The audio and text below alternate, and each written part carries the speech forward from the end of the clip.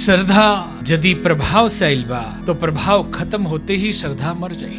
बाबा जी के बड़ा नाम बा, इनका प्रति हमारा श्रद्धा हो गई। काहे श्रद्धा भइल?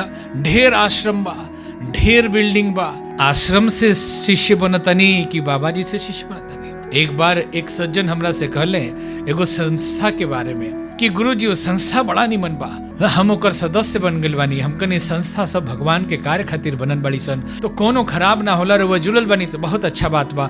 बाकी में रउआ का निमन लागल है तनी हमरो के बताई। तो वहाँ का कहने की वहाँ इतना आश्रम बा, देखी कार्यकर्ता लोग कैसे शालीनता से रहता, एक से एक कमरा बनल बा आलीशान। तो हमकनी कमरा से दीक्षा लेनी है कि गुरुजी से दीक्षा लेनी है। रउआ प्रभाव जोन पड़ल बा, श्रद्धा उत्पन्न भइल बा, महात्मा से देख के भइल बा कि उस बिल्डिंग कमरा देख के भइल बा। जहिया वो कमरा कम हो जाई, जहिया वो बिल्डिंग कम हो जाई और श्रद्धा भी मर जाई। स्वभाव से श्रद्धा हो तो ना मरेली, और प्रभाव से होखो तो प्रभाव कम करते ही श्रद्धा मर जाले।